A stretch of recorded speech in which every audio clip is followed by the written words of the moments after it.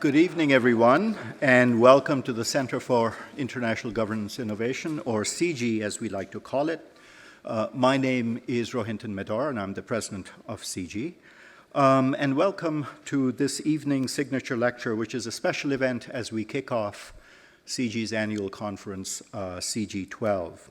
I should, at the outset, as you might have seen on the screen, like to thank the CIGI's public event sponsors, 570 News and Wordsworth Books, great bookstore, for their ongoing support of this signature lecture series. Besides the audience here tonight, we also have a global audience watching on the live webcast.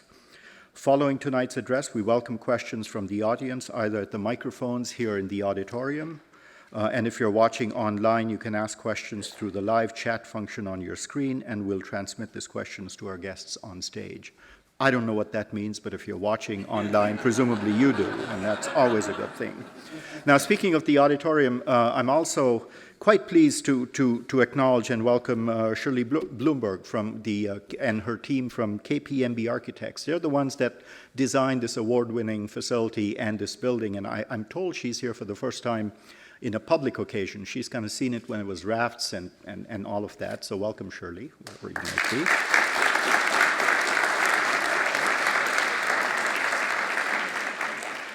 Now, in selecting the theme for this year's conference, we wanted to be as relevant as possible to as many people as we could be. And so the theme that my colleagues and in the later stages I selected was 5 years after the fall, the governance legacies of the global financial crisis. And so 2 or 3 things about that. I don't think there's much dispute that this is a crisis, although I suspect it goes much beyond being a financial crisis, and it is no longer a short-term crisis. This crisis has repercussions that goes well beyond the financial sector, as we have seen. And so the program that we've designed for the next 2 days of discussions is very much connected with its roots in the financial sector, but then going beyond that to ask ourselves questions about what this means about financing, for example, for sustainable development and financing long-term risky projects that might mitigate climate change. And ultimately, what kind of leadership will we see in the world coming out of this crisis? What better way to get us going on that than the topic for this evening's presentation, the global monetary non-system, from one of the very distinguished specialists in the field, my colleague and friend, José Antonio Ocampo. José Antonio is Director of the Economic and Political Development Streams at Columbia University. He's also a fellow of the Committee on Global Thought and co-president of the Initiative for Policy Dialogue, also at Columbia. He has occupied many distinguished positions in his career. He was the Undersecretary General for Economic and Social Affairs at the UN. He was finance minister of his native country, Colombia, cementing its reputation as the country that did not have Latin American finances, in fact, over the years. And he has also published extensively in the field of international trade and finance.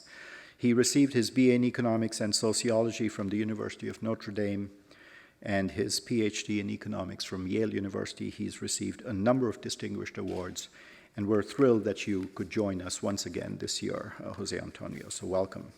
Now, the way this is going to work is after José Antonio has made his remarks, he will go to the section over there and will be joined by none other than Steve Paikin, who is the host and senior editor of TV Ontario's flagship current affairs program, The Agenda. And although I know that Steve needs no introduction to us, I thought it might be interesting to know that he's from Hamilton. He has a Bachelor of Arts from the University of Toronto and a master's degree in journalism from Boston University. He has worked at CBC TV. He has covered several elections, political leadership conventions, and has even reported from war zones. And I'm told that those are 3 different things and not the same thing.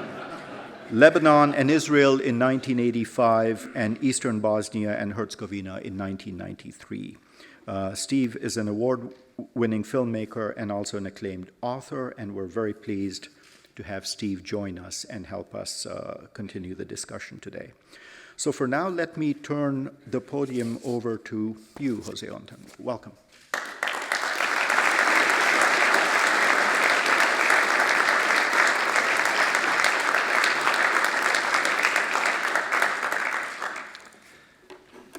Well, thank you for your kind words, Rohinton, and let me say also that how happy I am to be at CIGI in Canada. I always enjoy being in Canada. Throughout these many years, I have been living in the neighbor country in the south of Canada. And I appreciate very much the hospitality. And I appreciate very much the work of several of the think tanks in Canada on international issues, including very importantly CIGI, which has been at the center of many discussions for 12 years, I guess, we are celebrating today. So the topic that I chose today, I call it the international monetary non-system. I mean, this is not an accident. It's because I think this is part of the important problem that we have today, that we have lived for 30 years, more or less, in the collapse of the Bretton Woods system into effectively what is a non-system to organize monetary arrangements. I think this is, by the way, a fairly general consensus. For example, one of the major reports, which was this report, the Palais Royal Initiative, headed by Michel Candesu, actually, by John Berman, present here, among others, also uses the term non-system. So it has become, actually, I think John Williamson, in his book that analyzes the major attempt to reform the international monetary system after the collapse of Bretton Woods, which was the Committee of 20 from 1992 to 1994, also, I think, as I remember, uses the word non-system. So I think this is a really important part that of the international economic arrangement that has to be broadly discussed. At the beginning of this crisis, when there was a major push to reform finance, and the G20 took that initiative, many of us actually thought that there would also be major initiatives in the international monetary system. And there were some things that were done, and I'll come back to them. But it's quite clear, actually, and there were also several proposals. I mean, the governor of the People's Bank of China, the Central Bank of China, actually put on the table a proposal in 2008. The Stiglitz Commission that was convened by the President of the General Assembly on international monetary and financial issues also put on the table the issue of the reforms of the international monetary system in 2009. And then this was this major Palais Royal initiative, which convened many remarkably important thinkers and policy practitioners on monetary issues. But out of these several initiatives, nothing has really of importance has happened. And I think this is, therefore, something that requires lots of attention. The system that we inherited after the collapse of Bretton Woods has several characteristics that is important to underscore. The first one is that that we moved from a system based on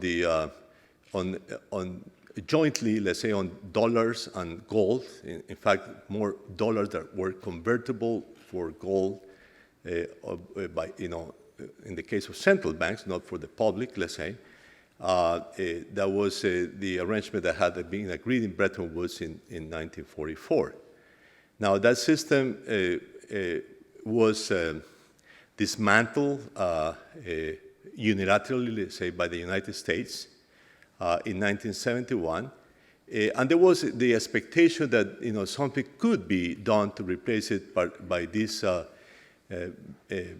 sort of international money that had been created in 1969 in the International Monetary Fund, that has the funny name for money called special drawing rights.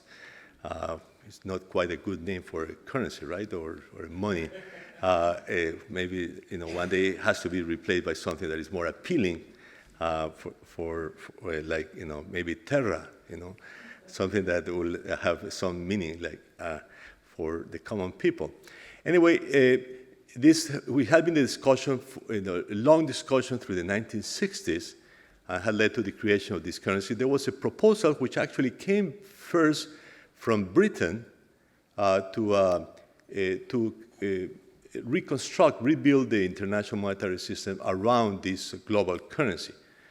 This, of course, had also been a major proposal of many leading economists, notably the Belgian economist Robert Triffin, who actually was at the center of several of the proposals, also later actually to the proposals of the of the European monetary system,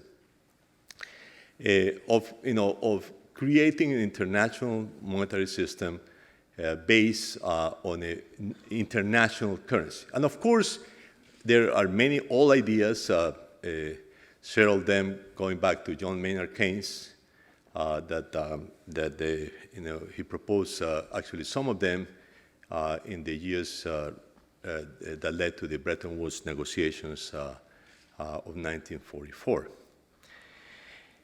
So the system then ceased to have that anchor of gold, and we move into, strictly speaking, essentially a system based on convertible US dollars.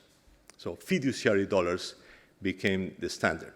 Now, the fiduciary dollars have a few problems as the center of the system for several reasons that I'll come back to. But one of them is that it has not been since 1971 a stable currency. So it's the first international monetary system that, in a sense, has not had at the center stable money. And that's one of the, and the world became hostage to the instability of the dollar and the sources of that instability, which we have seen clearly in several cycles in the real value of the US dollar since then. The second feature of that system is that after an initial discussion about how to change the exchange rates, or the exchange rate system that had been adopted at Bretton Woods, which essentially was a system of fixed exchange rate that could be adjusted by countries in the face of disequilibrium, with some exceptions, for Canada being the major exception, actually, since Canada essentially used flexible exchange rates all the time. But with a few exceptions, like Canada, the world moved under that system. That system had, you can say, many deficiencies, including the deficiency that it did not allow countries to adjust very easily in the face of balance of payments, misadjustments, which could be surpluses or deficits. But it was a very good system for international trade, because international trade does require a certain level of stability of the exchange rates. And these days, we're actually coming back to the discussions of the implications for international trade or very volatile currencies. So much so that the Brazilian finance minister has coined this term, the currency wars, exactly to refer to that, and has actually proposed that the issue be discussed in WTO, in the World Trade Organization. So we moved from that system into a system in which essentially every country chooses whatever exchange rate regime. So in a very strong sense, we move into an exchange rate non-system. So we don't have a system of exchange rates. Essentially, everyone chooses whatever, and there is only one rule that has been approved by countries, which is that the exchange rates should not be manipulated by countries, which is, of course, a subject of significant debate in relation to several cases. The third characteristic relates to the capital account. The Bretton Woods system essentially had blessed the broad use of capital controls, or as I prefer to call them, capital account regulations. Because for some strange reasons of language, when financial regulations are called regulations, but when they refer to cross-border, they are called controls, which is one of those very peculiar twists in the language to say that they are bad, okay? Where, financial regulations, prudential regulations are prudential, they are supposed to be good, okay? So the Bretton Woods system was extremely distrustful of the volatility of capital flows that had characterized the 1930s, and therefore, and the volatility of the exchange rate that had accompanied that, and then, therefore, allowed the broad use of capital account regulations. Now, as we move into the new system, there was a significant liberalization of capital flows. So, we essentially move into a system of much more liberalized capital flows and the increasing abandonment by many countries of these forms of regulations. Now, one of the basic problems, and this is a fourth characteristic, relates to the magnitude of crisis. In the old system, the IMF was supposed to intervene to finance a balance of payments crisis on a temporary way. That was actually one of the major innovations of the Bretton Woods system. Some emergency financing for countries in difficulties. Now, but those imbalances when you didn't have significant capital flows and you could actually regulate capital flows were relatively small in magnitude for countries. So the IMF financing was really small in magnitudes. As we move into the new system, it became increasingly clear that the magnitude of financing by the IMF was too small. But this was only realized after a series of crises. So every crisis, including this one, the IMF moves and reforms its credit facilities in order to be able to expand the financing for countries in difficulties. And again, capital account crises are much larger in magnitude than the old crisis in the current account. So we require a significant change in the flow. But that, again, came with a lag, with significant problems about how to finance those credit lines. So the new systems for countries to lend to the IMF funds, or very periodically to increase the capital of the fund, or as is called the quotas in the International Monetary Fund. But all those efforts always came with a lag, and so that all crises were very strong in magnitude. Again, the major efforts were done in the 1980s with the Latin American debt crisis, with the 97, 99 with the Asian, Russian, and Latin American crisis, and then during this recent crisis involving major packages, particularly for European countries. And all of this made an expansion in the financing that came with lag.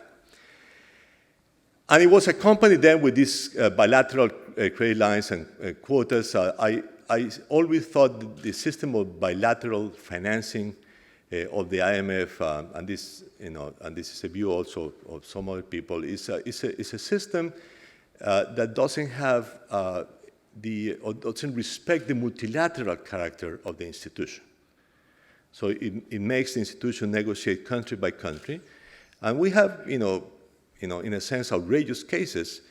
For example, the IMF has been able to raise about $450 billion in these bilateral credit lines, but the major country of the world is not a participant in that arrangement. So the United States is not a participant in that arrangement. So it really destroys some of the essential multilateral characteristics of an institution such as the International Monetary Fund. It will be better, and I'll come back to use exactly the special drawing rights as the mechanism to facilitate that. And finally, the governance of the system is a very peculiar one, because instead of actually using that institution that was created in 1944, as it says in the Article 1.1 of the Articles of Agreement, as the major instrument of international monetary cooperation, then the country or the major industrial countries decide that they don't rely on that institution, but create their own ad hoc institutions to cooperate among themselves in macroeconomic terms. This is a process which I came to call elite multilateralism. So the most powerful countries say they take upon themselves the task, and they don't coordinate with other member countries of the international institutions in order to develop some forms of macroeconomic cooperation. And this is a practice that became very strongly embedded by the industrial countries in the Group of Seven, and that has been expanded to major emerging economies during this crisis in the Group of 20. Actually, the Group of 20 had been created, as we all know. Canada, of course, and Paul Martin here was one of the major persons pushing for the creation of this expanded institution after the Asian crisis, as a meeting of ministers of finance and central bank governors, in order to incorporate major emerging economies. So it has been a significant advance in terms of cooperation with the emerging economies. And this crisis, there was a decision to transform this organization into an organization at the heads of state level. I'll come back to my own view of the problems of that arrangement.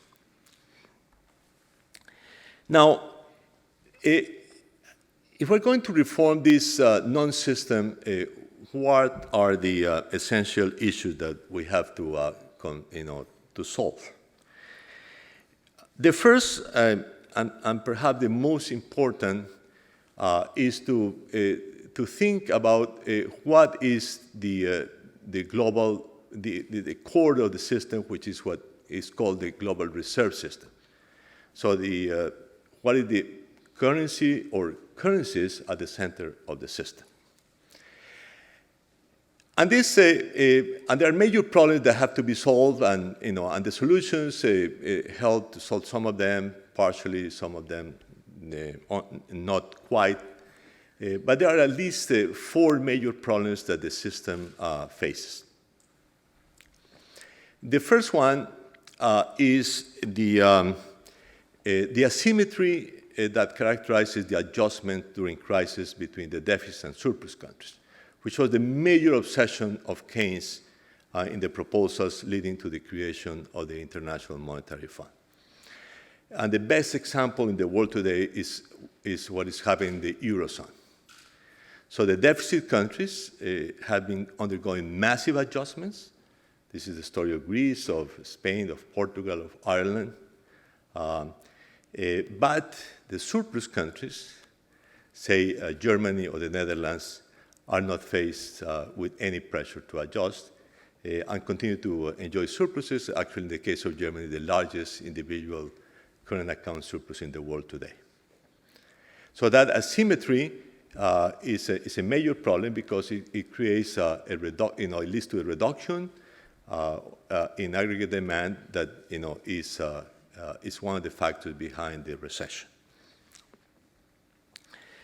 The second problem is the problem that was proposed by Robert Triffin, this Belgian economist in the 1960s, and that came to be known as the Triffin dilemma, which is the problem of a system based on a national currency, such as the US dollar.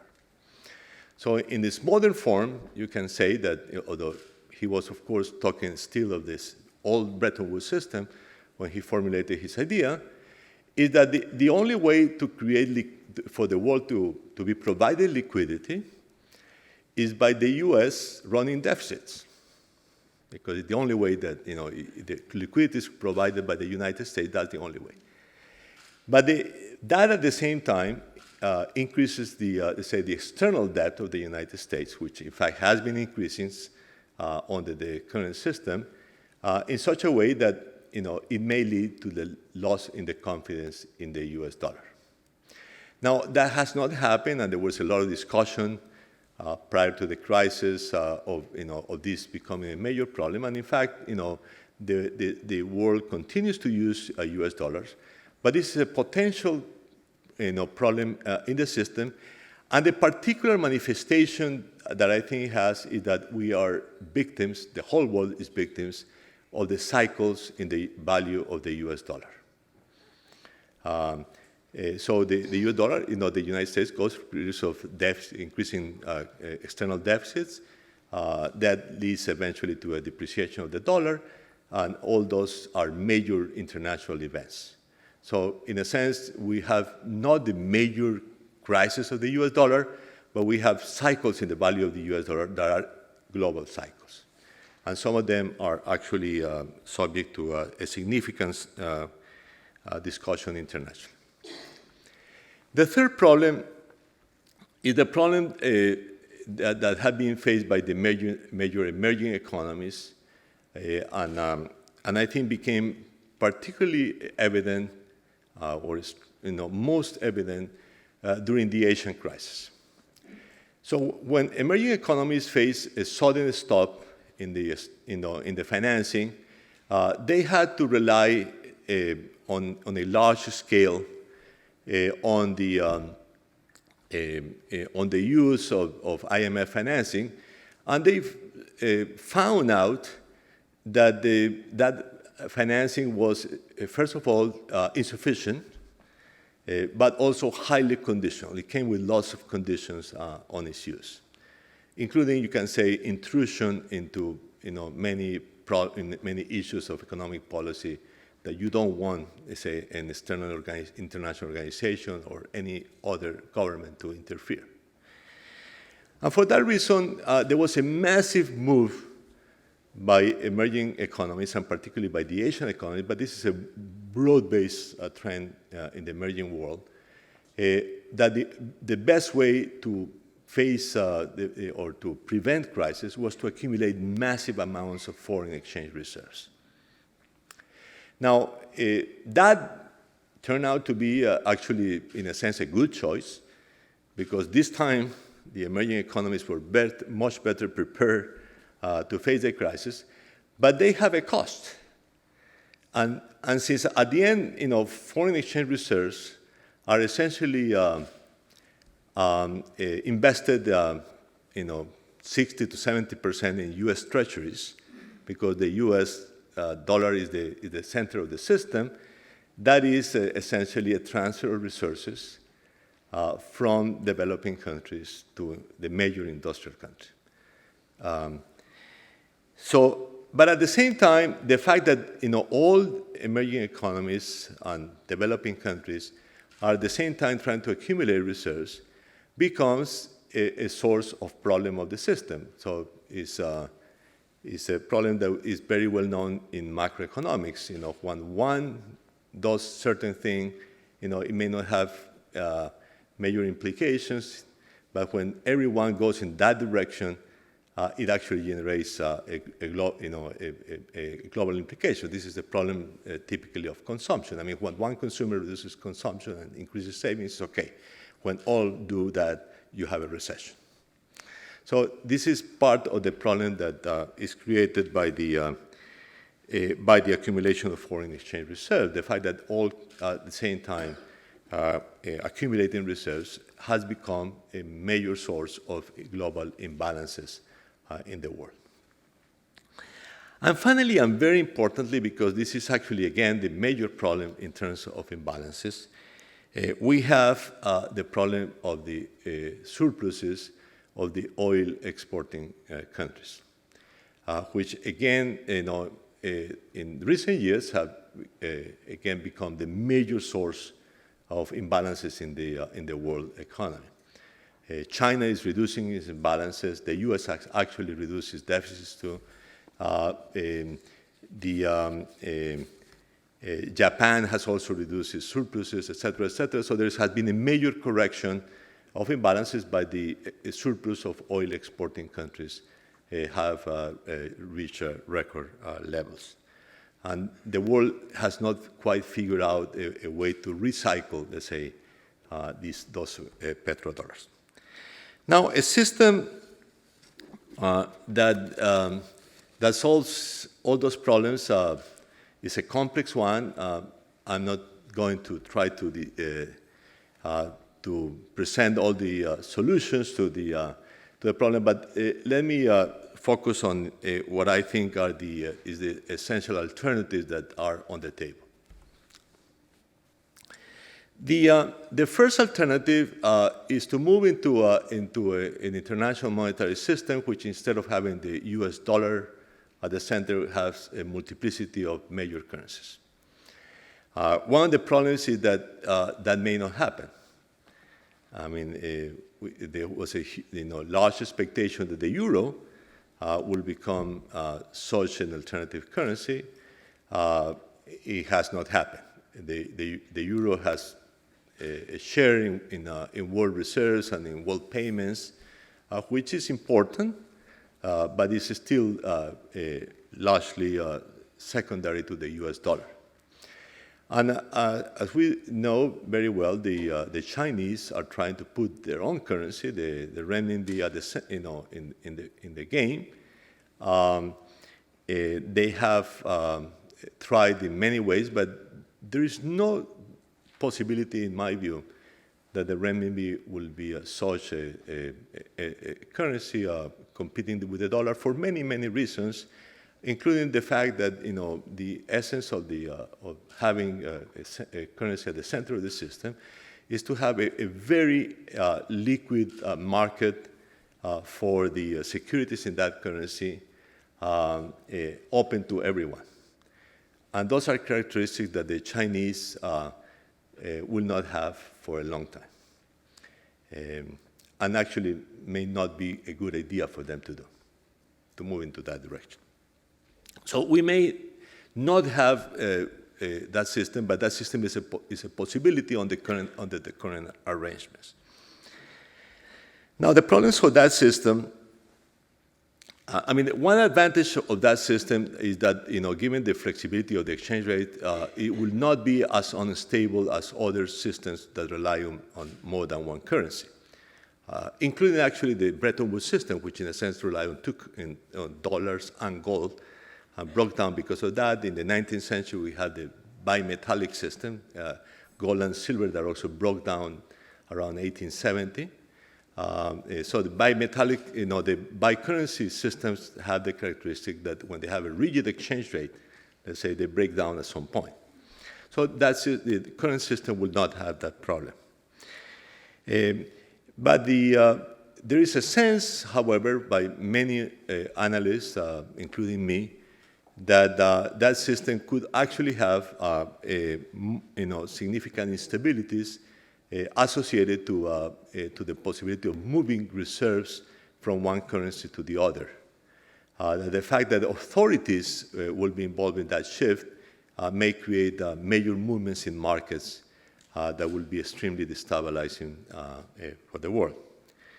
And for that reason, you may have to have, in any case, a system to stabilize, the shifts of reserves, which is something that, could be done much better through the International Monetary Fund.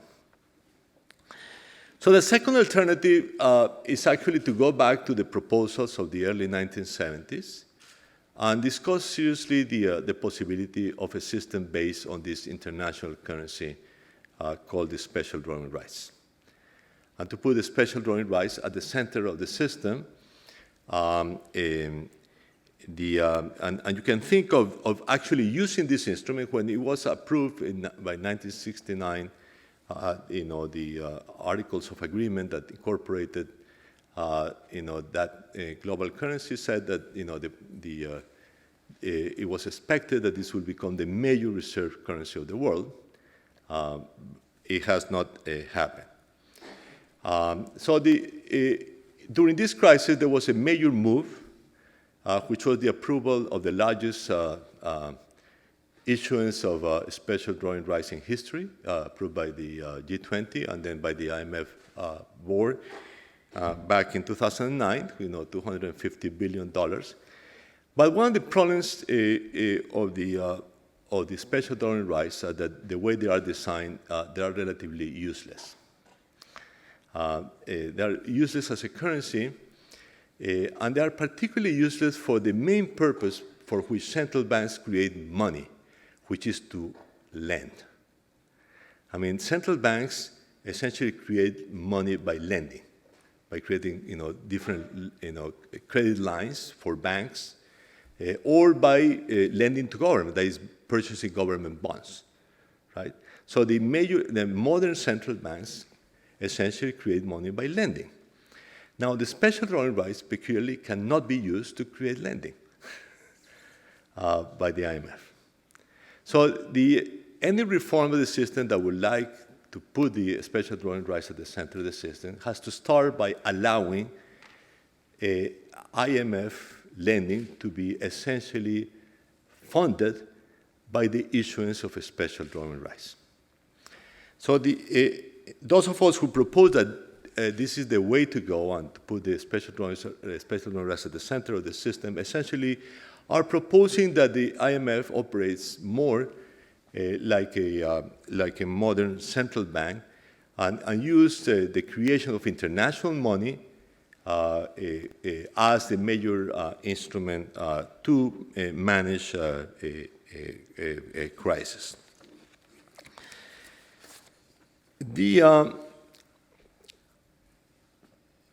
So the possibilities, I think, are many and have been put on the table for many years, actually, by several analysts. I mean, one system that was actually proposed by leading IMF economist Jack Pollack was an IMF that was entirely made not only in accounts, but actually in its daily operations based on the special drawing rights. So it actually uses exclusively the international currency. And the way I can think of this, the best way I can think of this is that is the following. Let countries receive this issuance of special drawing rights by the International Monetary Fund, and then deposit, quote unquote, those special drawing rights in the fund, and the fund can therefore use those deposits in order to lend to countries. So allow the special drawing rights to be more actively used as an asset and liability in the operations of the International Monetary Fund. You can make, many ideas actually in Jack Pollack's proposal. The idea is that the issuance will be essentially done during crisis, very much like central banks do, which is to expand the money supply during crisis in order to counteract the recessions. And you can think of this as a major mechanism. And you can stop relying on these bilateral credit lines of countries to the IMF and other instruments, including the creation of quotas in the IMF. So let me finally, we could continue talking around this, but I think the essential idea that has to be discussed seriously in the world is whether we move into an international monetary system that is based on an international currency, with the special drawing rights being the best candidate. You can think of alternatives, but I think any other alternative is not a viable one. Actually, that system can be mixed in several ways with a multi-currency system. So it depends on how much you want to allow the special drawing rights to be used. I mean, one alternative, which is in the sense that the one that I prefer and I think might be viable politically, is to keep the special drawing rights as central bank money. So it's a money that is only used among central banks, and don't let it become a money of circulation. I think that alternative is actually good because it allows the coexistence, in a sense, of a special drawing rights with the currencies issued by major countries, which could be used for transaction purposes, either internationally or regionally, depending on the importance of that currency. Let me finally go back to the issue of governance, and let me make three fundamental points. The one in which there has been advance, but is still insufficient, is reforming the quotas and voting power in the International Monetary Fund. There was a major effort in that regard that was approved in 2010. It's still unfinished as a process, and there was expectation that in the last meeting in Tokyo, it will be finished, but I guess everyone was expecting that it would not, because the U.S. government would not present that proposal for approval before elections. So now we all depend on the United States to go forward in that, to finish that reform. It's an important, but it's an insufficient reform. And it's insufficient reform, and because it doesn't really correct the major problems of both quotas and voting power, which is the overrepresentation of Europe in the system, and the underrepresentation of emerging economies, but particularly the Asian emerging economies. And that, and for that, there's a long way to go, and this is only the beginning of that road. So, but that's a road that has been being crossed. The second, and I leave the issue of the G20 for the end, the core institution at the center, and is to use more broadly regional arrangements. I have for more than 10 years been writing the idea that the international monetary system has to be much more like the system of multilateral development banks. See, the system of multilateral development banks is what I call a dense international system. It has the World Bank, but it has regional development banks, it has sub-regional development banks, even inter-regional banks, such as the Islamic Development Bank. So you have a very dense set of institutions that covers the whole world. Now, that system has many advantages, and particularly has the advantage for small countries that they have alternative supply of funds, but also that the smaller the institution, the stronger the voice they have. So they give voice in different ways to different sizes of countries, which you only have one global institution, only the powerful will at the end have voice. And for that reason, I have always claimed that the international monetary system has to be thought as a system of funds, not only international monetary fund, but regional funds, sub-regional funds, inter-regional funds, for instance, BRICS funds. I mean, you can think of many alternatives such that you have a denser system. And we are moving very slowly in that direction. Now, of course, the Europeans have moved in that direction. And I guess the East Asians move in the Asian crisis through the Chiang Mai initiative. In my region of the world, we have a very small institution, but very useful, called the Latin American Reserve Fund, with 7 members. But you can multiply these institutions and have new ones. And I think that institution will give more stability and very importantly, more alternatives and voice for smaller countries, which is something that you need in the international system to be balanced. And finally, the question of the apex organization, of the apex institution. The G20 has been a very interesting innovation, but in many ways, it's still a very deficient institution. We may not have a true alternative, and the countries that make up the G20, which are the powerful countries of the world, may not be willing to move. But let me just make an analysis of what are the advantages and the disadvantages on that. And it's based on a paper actually I wrote last year with Professor Stiglitz.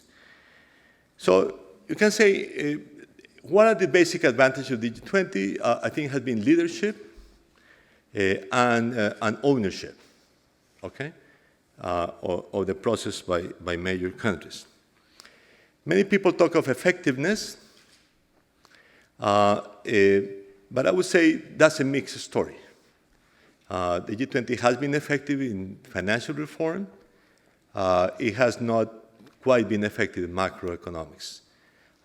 It was very effective in 2009 with the London and Pittsburgh summits, but I would say the Toronto summit was actually the end of the consensus. And since then, the G20 has not had sufficient leadership on macroeconomic issues.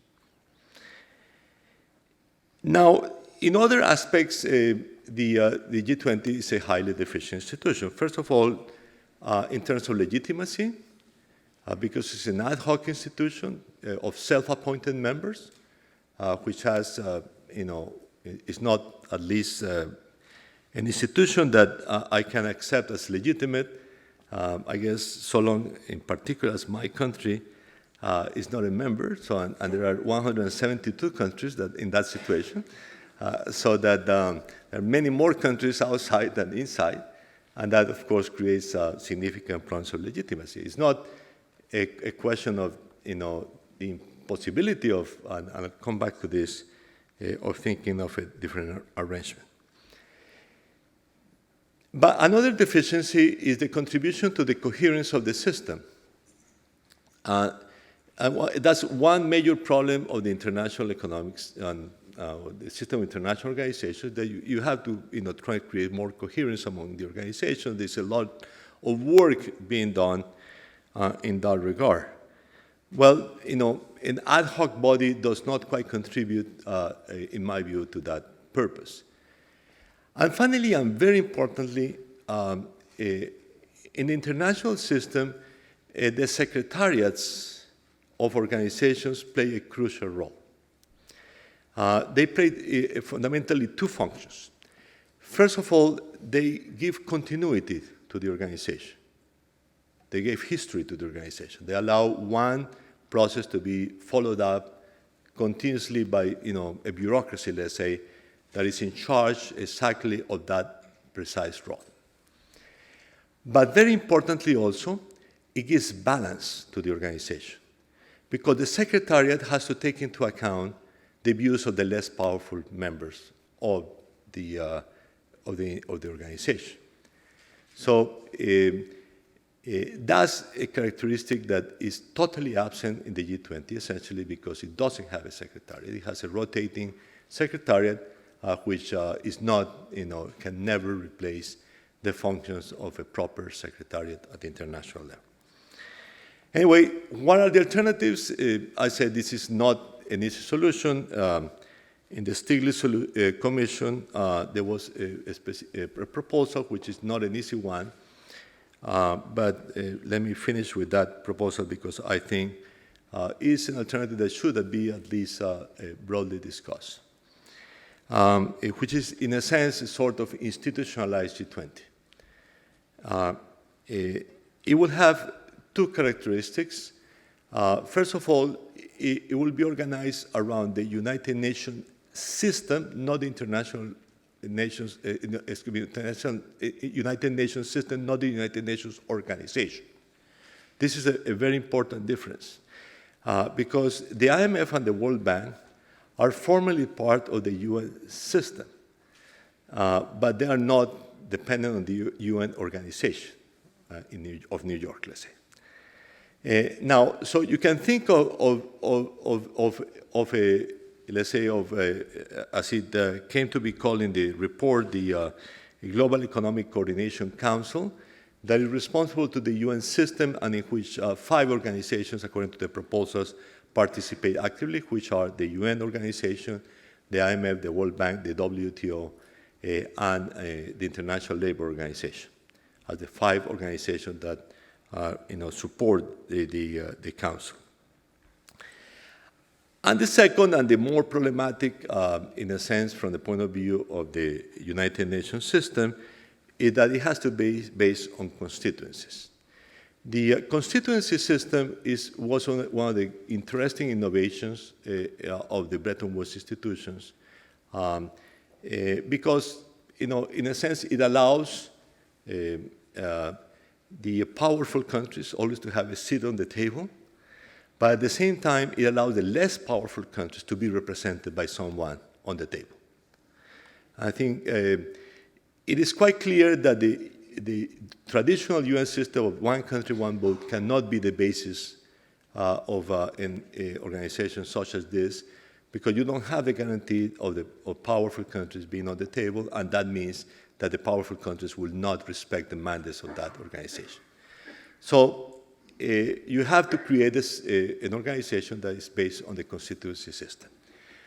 With this, I conclude saying that, and let me repeat, that I think a better system of governance has to be a system that has 3 basic elements.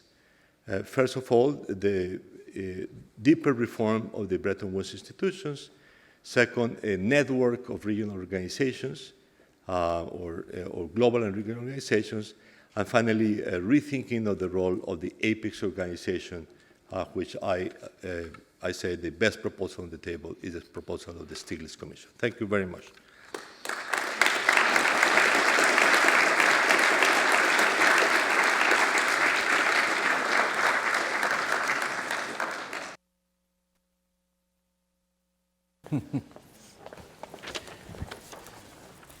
Let me, first of all, Senor Ocampo, yes, give you a moment to rest your vocal cords, have a sip of water.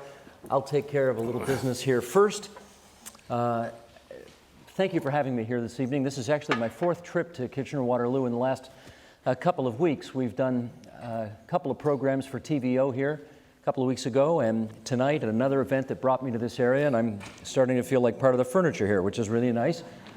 It's kind of amazing that we've got just about a full house for a 2-hour talk on this dense a topic. It speaks well of this audience. Well done. I also want to point out, do a little plug here, that 5 of your delegates for this weekend's conference came to our studios at Yonge and Eglinton in Toronto earlier today, and we taped a program that will be on TVO, on the agenda next Tuesday night, 8 and 11 p.m., and then on our website thereafter. So we would encourage you to watch that program because many of the themes that you spoke about and which you'll be dealing with all weekend long came up in that discussion. If I say so myself, I thought it was pretty good. 5 really good guests, and I thought it went really well. And even though you referenced him in your talk, I would like to more formally recognize, since there are only 6 former prime ministers in a country of 36 million people right now, and one of them's in this room. So please welcome the 21st Prime Minister right over there, Paul Martin.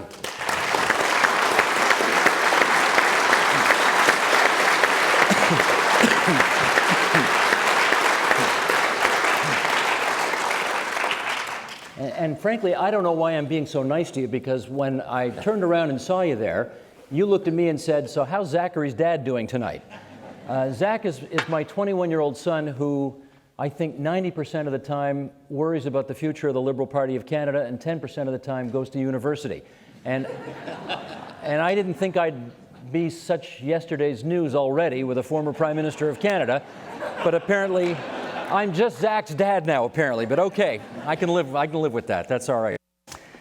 I had the great pleasure to go to your alma mater about a month ago, Notre Dame, for a football game.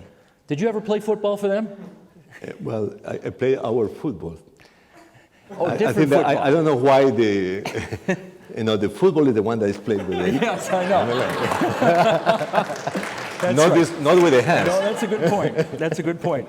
I can't. That is an amazing cultural experience. There are, I think there's about 10,000 people who go to Notre Dame, and there are 80,000 people who show up for football games every weekend. And I looked in the parking lot, and there are license plates from 47 different states in the Union, and some Canadians as well, that go see these. Was it always that crazy when you went there too? Yeah, actually, it's interesting that you got the tickets with the tuition. Oh, yeah. You had to pay the tickets. I mean, you could not get out of it. So it was actually quite a good fun. I didn't know anything about this crazy game. I knew about the real football. Now, can I just understand, when you say the real football, you mean Canadian football, of course. Yeah. Okay.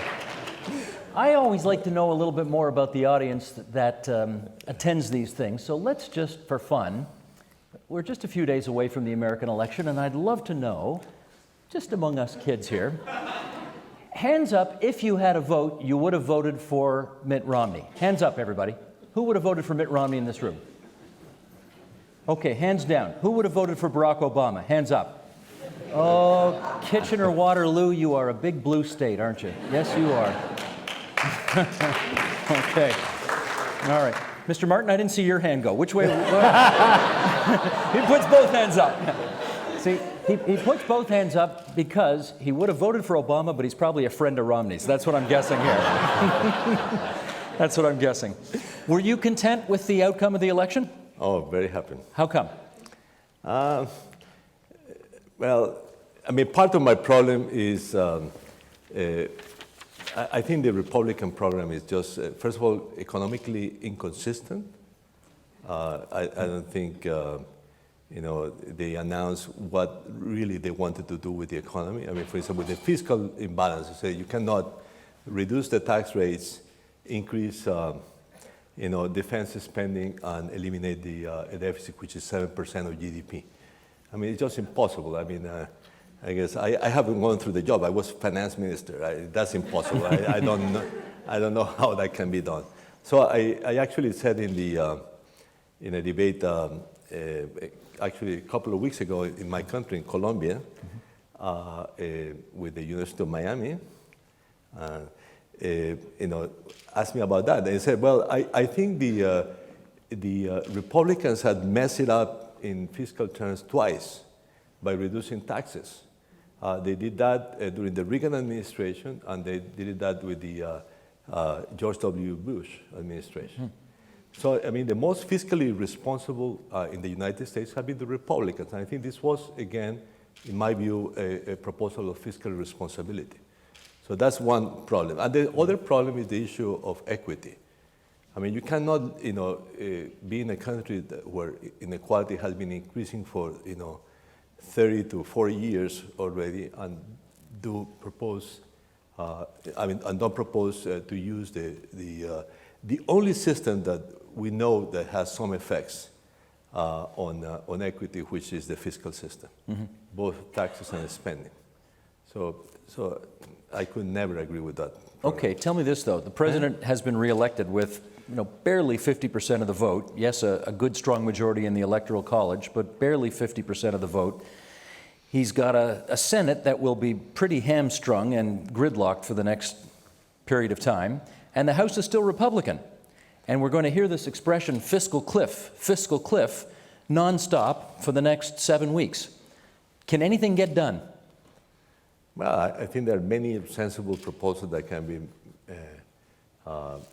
can help to solve the fiscal cliff. I mean, the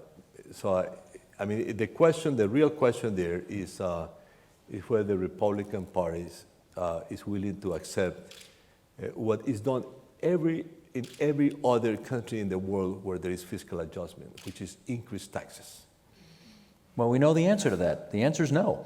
No, I think they have to. They will. I mean, any reasonable agreement will have to include that, because you cannot, adjust a 7% of GDP deficit without increasing taxes.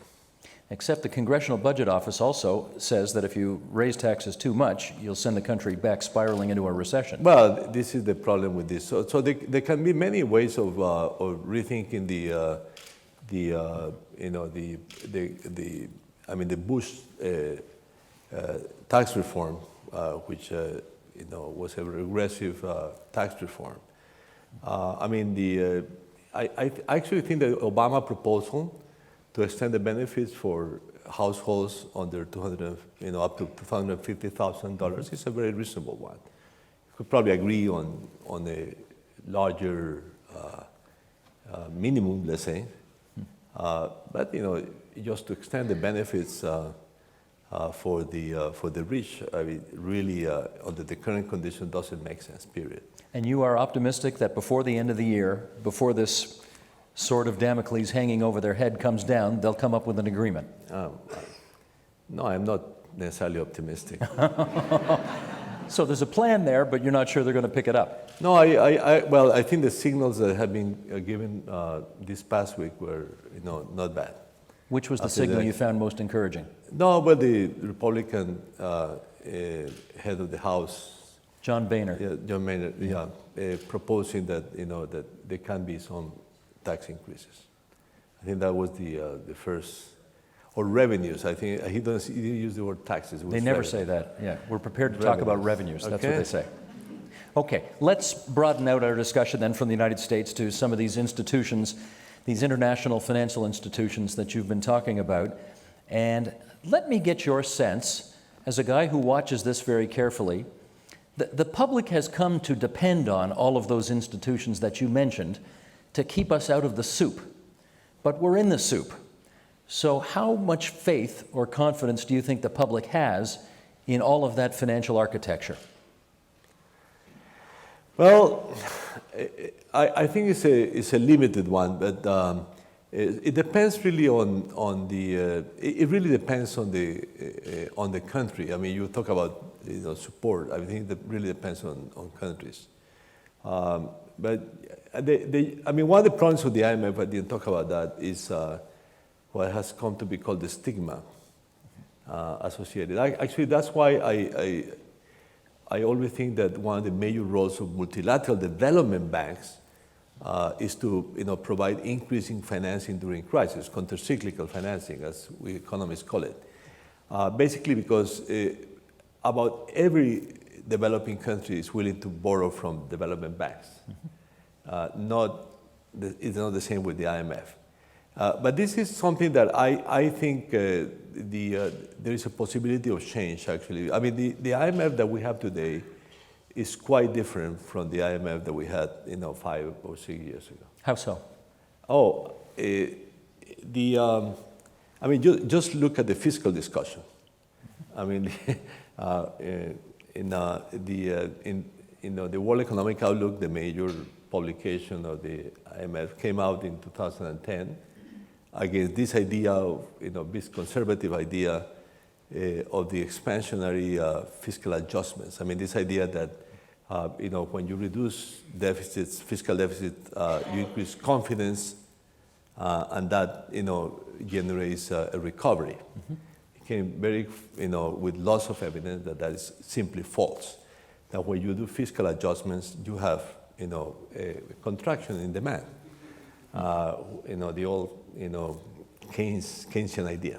So you think there's a greater recognition of Yeah, that now? and in this, I mean, the latest one, the one that was presented in Tokyo in last month, it came with this idea that the fiscal multipliers are relatively large in industrial countries today.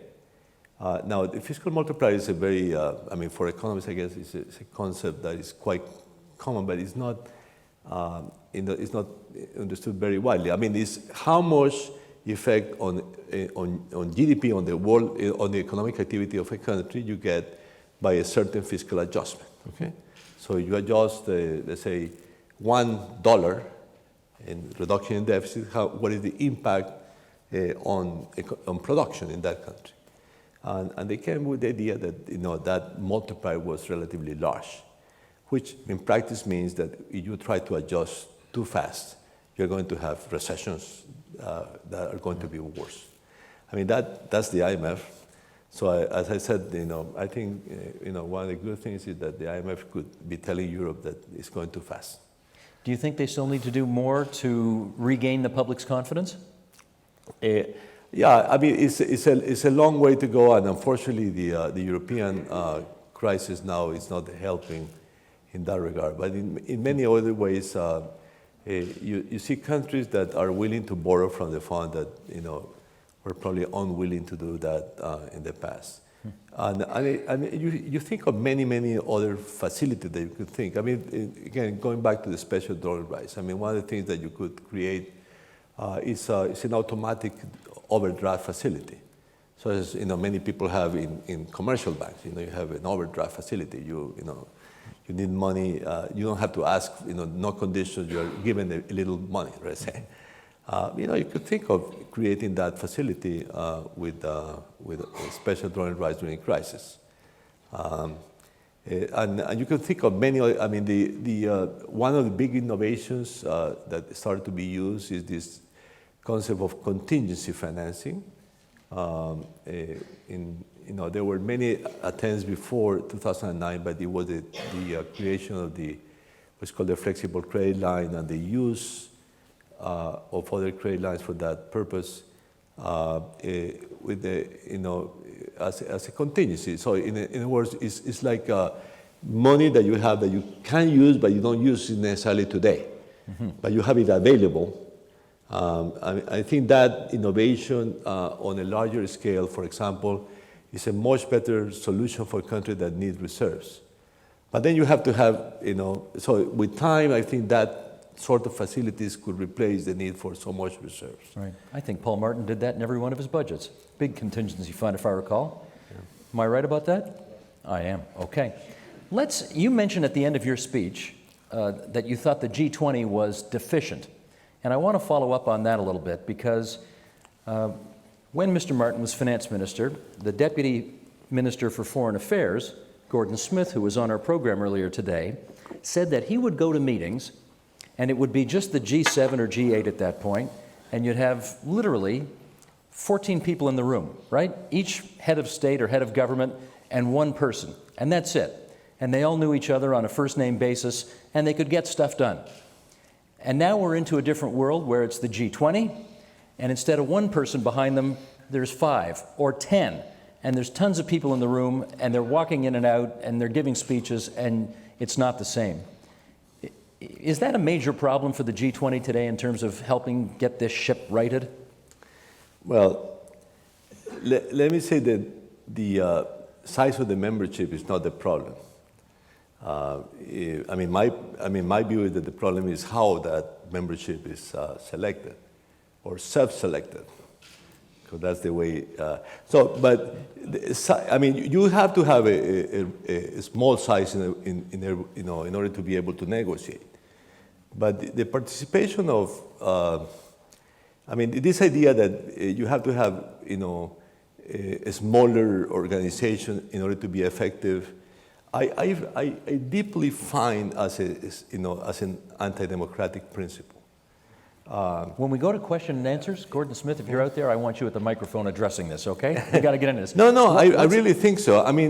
I thought democracy was exactly about how to to match representation with effectiveness in governments. So now the idea behind the Gs is that in order to be effective, you have to fail in representation. But can you be which effective? is a good principle. I mean, I guess there are oligarchies that have been very effective in history, and even dictatorships, right?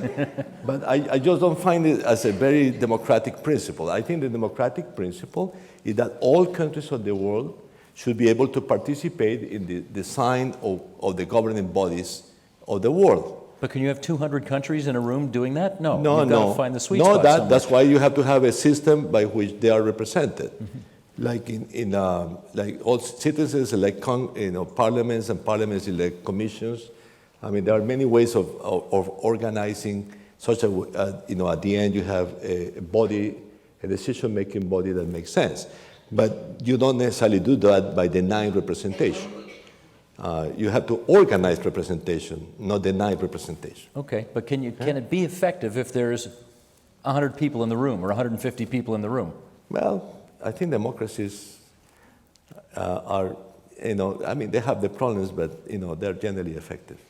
It can be done. I mean, there's a long, huge literature now saying that democratic systems are actually the best systems in terms of economic governance. So I don't see why, having more representation is a bad thing for global governance. Okay, let me play devil's advocate. If those newer countries that have joined this rather exclusive club aren't, quote unquote, pulling their weight, aren't being leaders, is there a good reason to have them there? Beyond just we want it to look more democratic and more representative. Well, I don't think the criteria for organizing politics should be exclusively leadership. I mean, you have to have representation. I mean, you may not like all the groups that are on the table, but democracy is about everyone being represented. Are the newer countries pulling their weight? No, I actually think one of the problems of the G20 is that the agenda has been too managed by a smaller G. And maybe, I don't know, 4 or 5 or 6. So that it's not really a G20 anyway. You think even though there's, just make sure I understand, even though there's 20 in the room, you think it's just a big 5 I or think 6? the agenda is set by fewer than 20. Okay.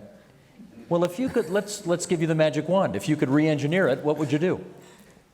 No, again, going back, my proposal is to rethink seriously about a sort of council around the UN system. I mean, that's, I think, the only way. In the UN system, I mean, the problem is that people think of the UN as only the UN organization. I mean, you can think of how effective it is or not. I worked for it 10 years, so I think it's a bit more effective than people, are willing to recognize. But just going to the UN webpage and look at the charter of the UN system, and you see that the IMF is there and the World Bank is there.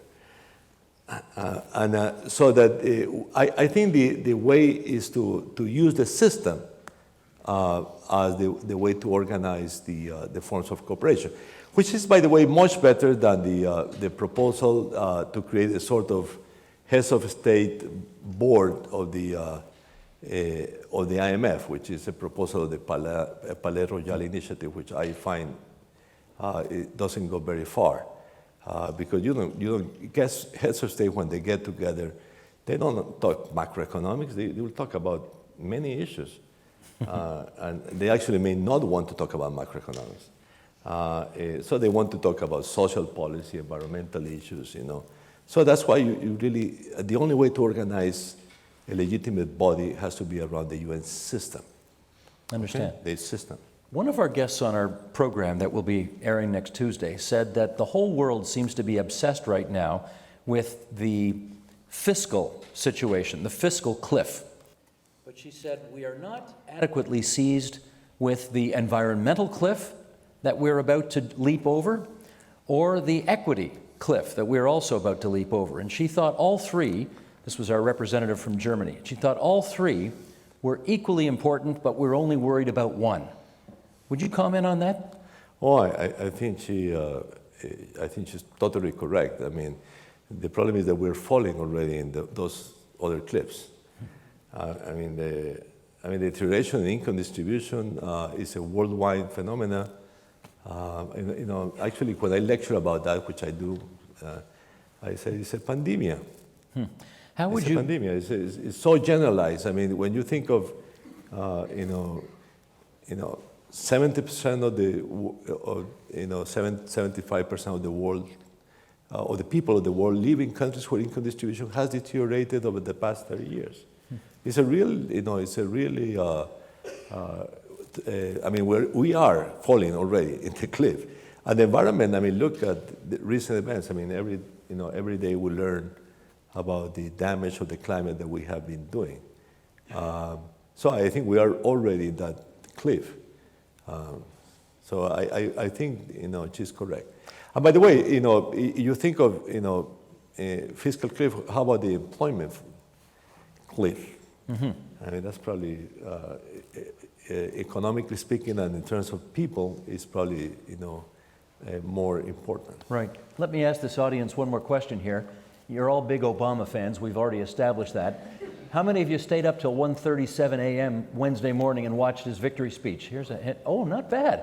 Not bad. A lot of hands went up there. Very good. Very good. He mentioned, Mr. Obama, in that victory speech in Chicago, climate change, which wasn't mentioned basically at all during the whole course of the campaign by, frankly, either candidate. Does that give you any confidence that the American administration is going to put its attention to doing something about that cliff?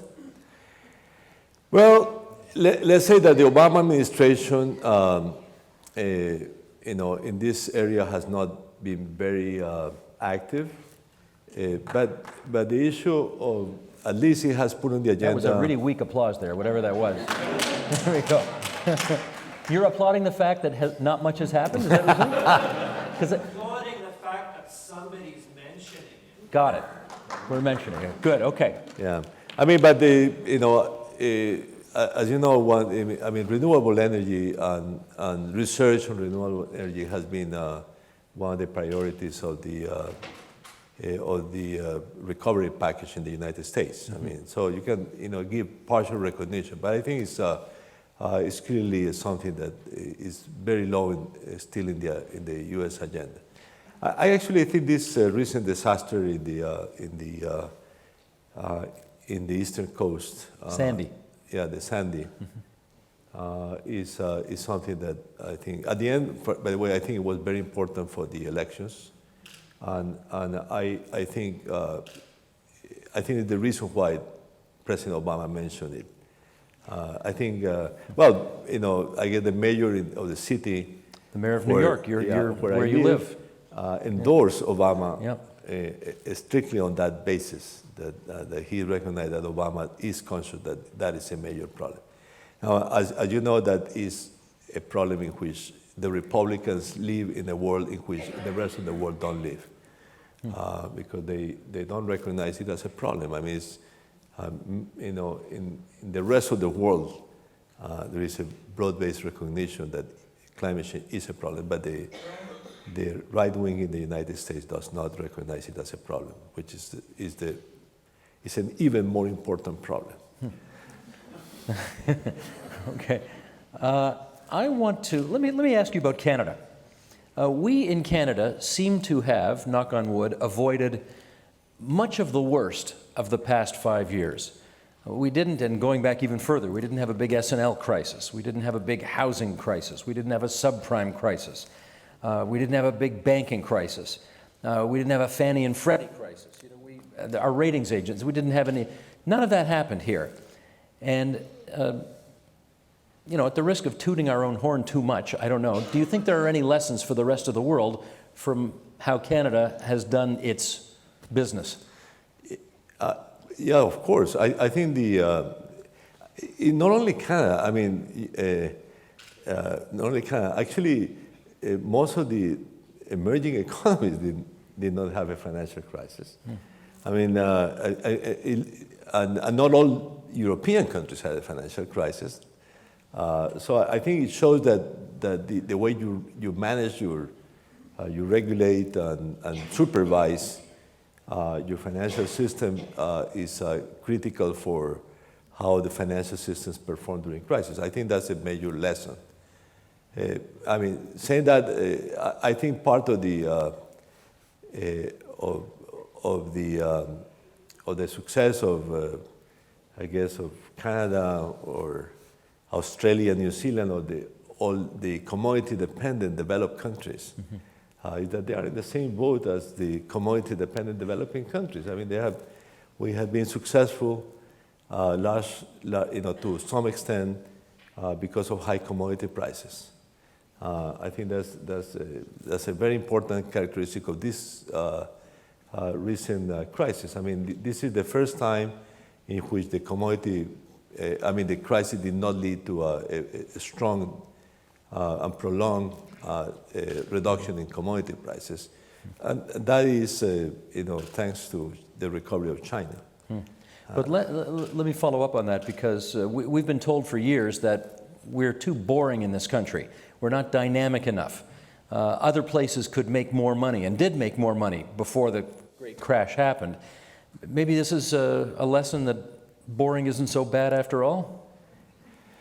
No, well, when you are reaching in commodities, you should not give your back. I mean, you have to use well your commodity. Well, I think this country is a country that has used very well its commodity dependence. I mean, I hope many Latin American countries will have used it, or African, or Middle Eastern economies would have been able to use it so well.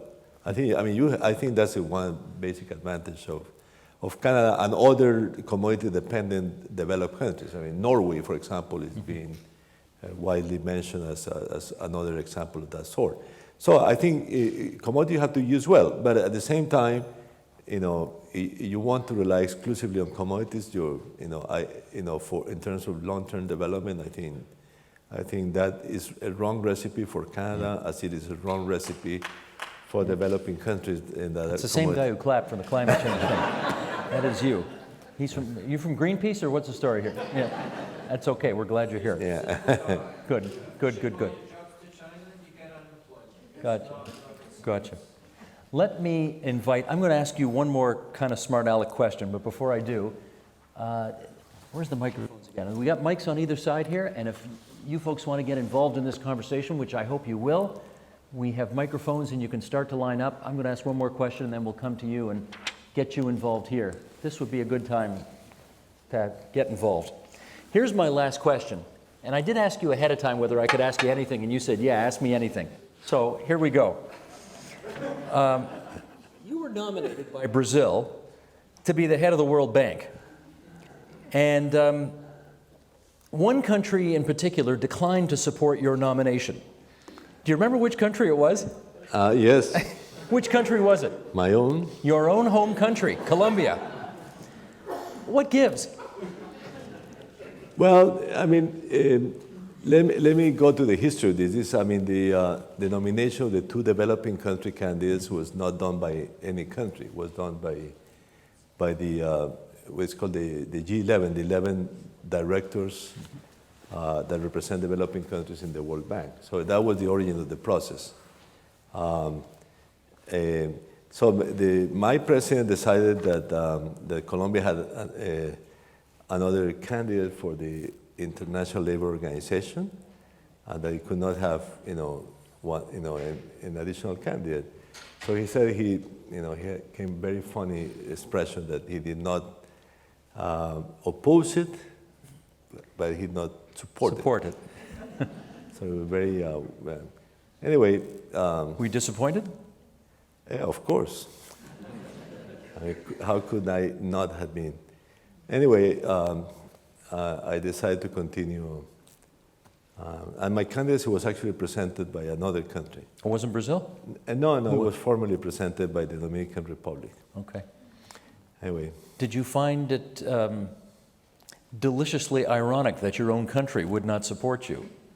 Yes, actually it made me very popular in my country. You don't imagine. It was amazing. I got phone calls from the direct. I mean, I was impressed. All the Colombian media was against the government because of the decision not to support my candidate. So I suddenly became very popular. And in Colombia you have to get a tax exemption when you don't live in Colombia when you live in the airport. And the last time, it was very interesting because I get this all the time now in Colombia, so it's maybe popular. So the guy who was giving me the tax exemption said, "Oh, I supported you." So it's actually nice. At one point I said, "Oh, maybe I should run." It's for Colombian president, right? It's good to be popular, isn't it? It's good to be popular. Okay, let's get this audience involved, and I think I see people starting to line up already. And where are we? Right here? Very good. On this side of the room, please. Thanks very much for your talk. A lot of it concerns the special drawing rights. I'm Lawrence McDonald from the Center for Global Development. And there's a proposal, one of the papers we'll be discussing tomorrow at the CIGI conference by Barry Karen, proposes using SDRs not only for the financial crisis, but for the climate crisis. Lawrence? SDRs, Lawrence? The special drawing rights that the minister was speaking about at length this evening. And so one of the papers by Barry Karen and also a similar proposal by my boss at the Center for Global Development from Nancy Birdsell proposes using SDRs for non-financial crises, in particular climate finance. I wonder if you could comment on whether or not you think that makes sense and whether it would work. Thank you. Senor. You know that the former managing director, Dominique Strauss-Kahn, came with supporting that proposal for a couple of, 2 or 3 years ago. Whatever happened to him? No, it's interesting because then, of course, he was in the World Economic Forum. I say, he endorsed the proposal. And then I guess he had to get some of the IMF staff to explain how he could. And actually, they came out with a nice paper of how special drawing rights could be used for climate financing, which is it's an interesting proposal because the basic problem is you can actually donate. Countries that receive special drawing rights can donate them, which is a very funny characteristic because you cannot actually use it for lending to the IMF. You can, but for example, these credit lines that the managing director gets from countries cannot be given with the special drawing rights of countries, which is a very funny characteristic. But actually, countries can donate them. That's one way. So you support the idea? Yeah, and the other is actually, which is the proposal that was in that paper by the IMF staff, was actually to use it as the capital of a fund, which is probably a use that has less disadvantages from the point of view. One of the basic disadvantages the EU give you special drawing rights. Under the current rules, you still have to pay interest for the special drawing right that you have used. So it's a very funny characteristic that, it's your money, but if you use it, you still have to pay interest for using them. Until that issue is reformed, you may have to have some, let's say, return on the investment in which you are using the special drawing right. That's why they came with this idea of using them for the capital of the institution. Actually, in the Stiglitz Commission, there is also a proposal, a similar proposal for the purpose of the of development financing, actually, which is actually to allow special drawing rights to be used to buy bonds of the multilateral development banks. Okay, so you can use them. We've got, as Rohinton told you, we've got people watching this online as well, and I see a question coming from the internet. Post-Bretton Woods, is it meaningful to talk about GATT? Was there a moment when the term fell into disuse? That's the question from the web. Want to try that one? Post-Bretton Woods, is it meaningful to talk about the general agreement on tariffs and trade? Well, I think it's a different phenomenon. I mean, we were not talking about trade here. I mean, GATT is, let's say, is now part of the WTO, the World Trade Organization. It's one of the three basic agreements of the World Trade Organization. I don't think it's very relevant for the financial issue that we're talking about here. Microphone over here, please. Hi. Can you hear me? Yes, Okay. very well. All right. Thank you for a lovely talk, and Steve, as usual, you're doing a great job moderating. My name is Wasim, and I graduated from my alma mater at the University of Waterloo here about 6.5 years ago. In the past 2 years, plenty of my friends actually have started new lives, getting married, and so on.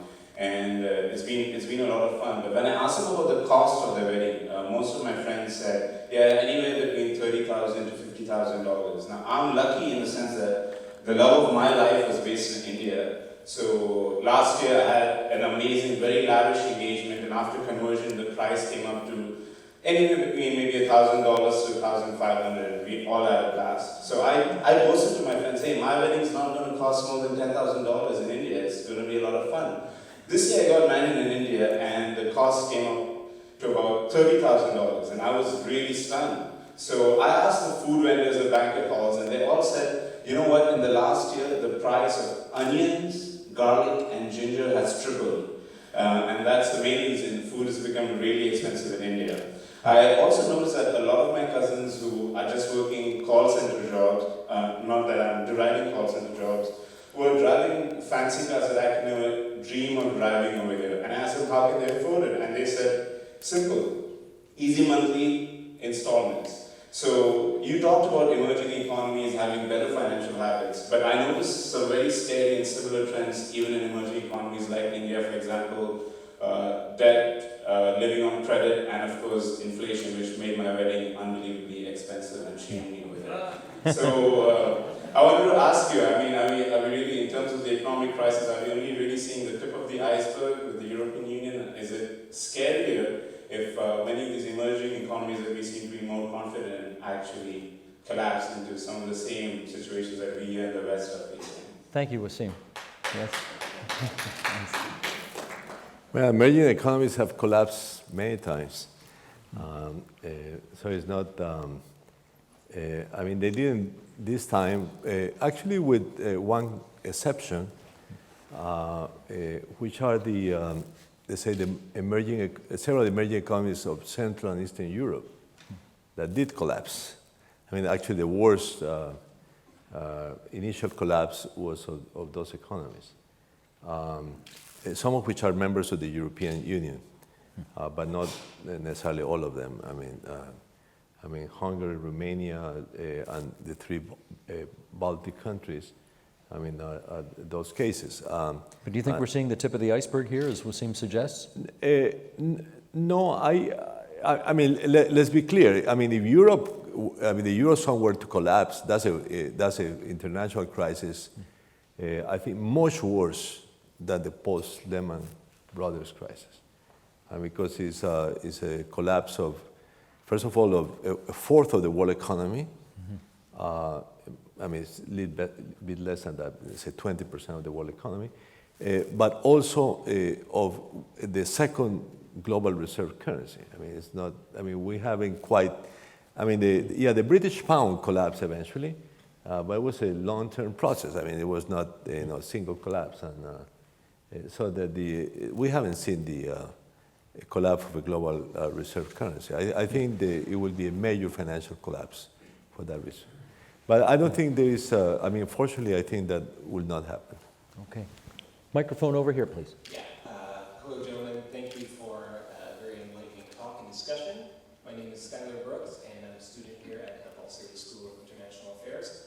And the question I wanted to ask was not about the economic solution to the international monetary non-system, but about the political viability of such a solution. In particular, what type of resistance is any international monetary reform likely to encounter from the United States given the extreme benefits or the exorbitant privileges that the United States derives from issuing the world's leading currency? What's the resistance from there going to be like? What's the political barrier that has to be surmounted? I mean, who can push the reform? And I think at the end, if there is anyone who is going to push a serious reform, it will be the major emerging economies. I think that's the possibility of a significant reform. I actually thought China was going to do that in 2009 when they put out the paper on the change of the dollar-based system on the table, but they apparently got more interested in positioning the renminbi as a global currency rather than reforming the international monetary system. But I think there is still an interesting possibility of the emerging economies leading change. They have, for example, been leading the change on the quota and voice reform in the Bretton Woods institution. So I think that's one possibility. Now, as you saw in my presentation, I am not in favor of a global currency that circulates as an alternative currency, in the public, the private sector, but rather keeping special donor rights as I call it, central bank money. Okay, so money to pay among central banks. And a basic reason for that is I think that alternative may be politically viable in the United States because it doesn't mean reducing the role of the dollar in international payments, and nor the use by the private sector or even the public sectors of investing in U.S. securities. So you wanted to replace, I think that's why the alternatives of an international currency that circulates as in competition with the dollar internationally is not, first of all, it's not quite viable, I think, but actually it will be strongly opposed by the United States. There's this once-a-decade leadership change in China going on right now. Does that make you more or less confident about what the Chinese will do on this? Well, I'm not totally sure. I think the agenda the item in the agenda of the Chinese is the internationalization of the renminbi. Now, that is not going very far, and I think it cannot go very far. And for that reason, maybe they will go back and try to put this issue in the agenda. As we know, there are many other issues that the major emerging economies are pushing, but this has not been the same in the center. Let's go back onto the internet over here, and here's a question from the web. What role would the European Union have in the institutionalized, constituency-based G20 you proposed? That's from London, Ontario. I assume London, Ontario, it just says London. Maybe it's UK, who knows? What role would the EU have in the institutionalized, constituency-based G20 you proposed? Yeah, it's a good question. One of the basic problems that the European Union has to solve is how it is represented in a constituency system. Not only the G20, actually, in the IMF or the World Bank. It's really,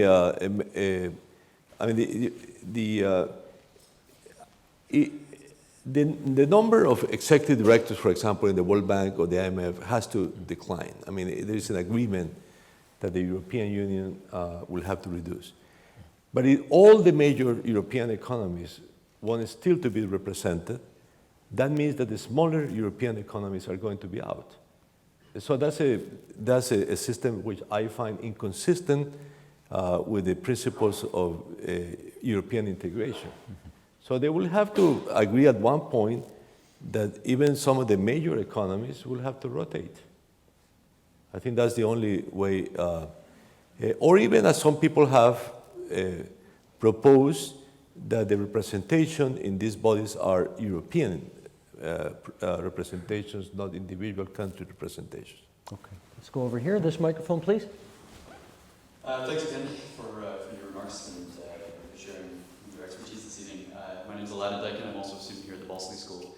And I'd like to build perhaps on the first question and certainly on the discussion around the three cliffs that we seem to be facing. Two, environmental and inequality globally that we're already plummeting over, and the third, the financial cliff that we seem to be dancing on the precipice of. But first I'd like to lay a little bit of foundation. We talked about, you mentioned the role of Canada's resource sector in supplying some stability and helping us avoid some of the pitfalls that other regions and countries in the world have faced.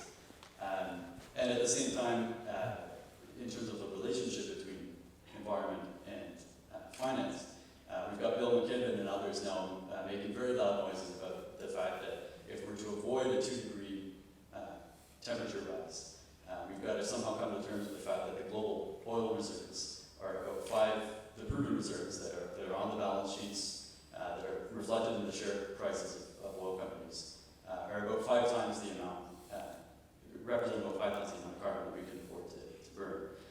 So, taking that perhaps into account, I'm wondering your perspective on the relationship between these three cliffs, both in terms of their mutual reinforcing causative effects, and perhaps in terms of some avenues to avoid them, to climb back up, to find some sort of solutions. In other words, how do we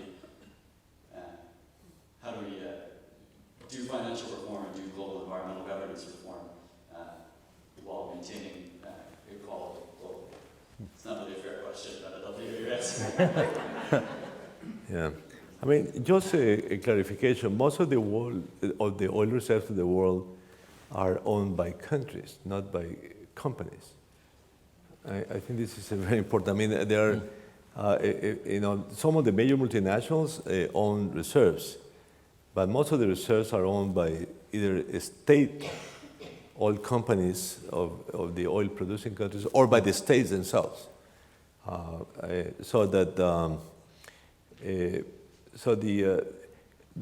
major problem there, in financial terms, if you want to look at that, is the fact that when you have high oil prices, the major surpluses in terms of payments are of the oil producing countries. And I said that's one of the major problems of the system. I mean, we have gone through many failures of how to recycle, petrodollars, including the one that just killed my region in the 1970s and led to the Latin American debt crisis. Yeah. So that it's a very important problem, how you invest those surpluses of the oil exporting countries. And maybe, going back to the idea of that you can, you should be trying to use those surpluses to invest in alternatives that are good for the environment, for example. I think the major technological revolution of the world that will come in the future has to be with combating climate change. Yeah. So I think for that purpose, many of these surpluses can be productively used. Good. Over here, please. Next question on this microphone. Barry Karen from CIGI. I'm just wondering if you could help me out with a question that I've asked Chinese colleagues many times and have never got the proper answer, never received the proper answer from them. I posed the premise that for years the Chinese have worked extraordinarily hard and they've produced goods. They fill thousands upon thousands of containers, put them on ships and send them to other countries and receive depreciating paper in return. Will they ever wake up and create domestic demand? And if so, what will the consequence be for the international monetary system? Well, in creating demand, the Chinese are not doing badly. I don't know, the aggregate demand in China grows faster than any other country in the world.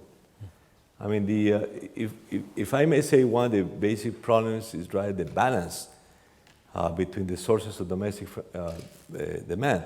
Because, since the crisis, the Chinese had been essentially domestic demand driven, not driven by exports, for sure. I mean, very partially by exports. Well, actually not by export, because they had been reducing their external surpluses.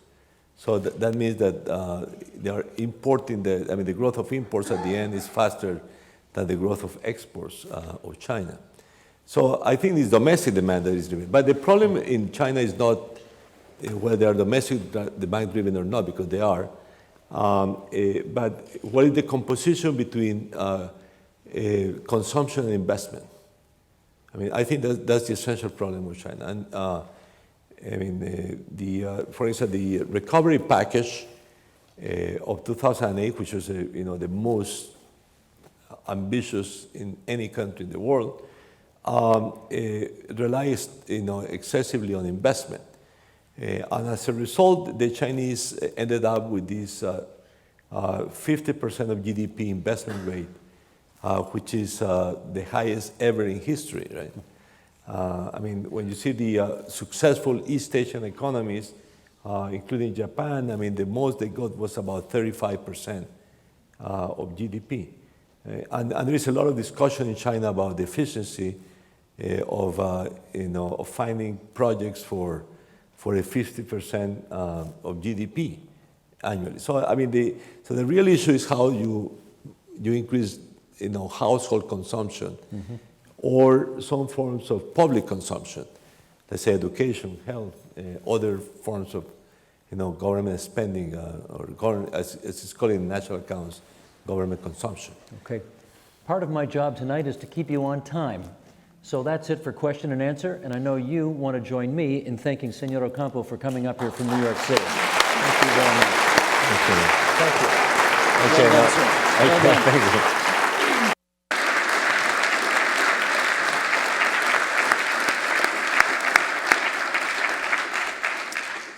Thank you very much, and I should do the same thing. Thank you both for stimulating and a very thoughtful discussion on a range of issues on which the answers aren't easy. If they were, we wouldn't all be here and we wouldn't be talking about them. But it did demonstrate the importance of knowing your history and of understanding the importance of ideas, and ideas that seem eccentric and out of place at one point, if they're good, will not go away and do join the main current at another. And thank you very much, José Antonio, for giving us that very wide-ranging set of thoughts. Now, Steve has already mentioned next Tuesday, when 5 of our participants will be with him for an airing of the agenda. The other thing I should mention, because it came up, is this year's World Economic Outlook that was launched in Tokyo. The next in this series of lectures will take place on November 29th at 5:30 p.m. in this auditorium. And our guest will be Olivier Blanchard, the chief economist of the IMF. And his topic will be, will the crisis ever end? And I suspect some of that will include a discussion of the size of fiscal multipliers. So we hope you can join us then. Thank you again to our sponsors, Wordsworth Books and 570 News. And above all, thank you all for having made this evening such a success. Good night.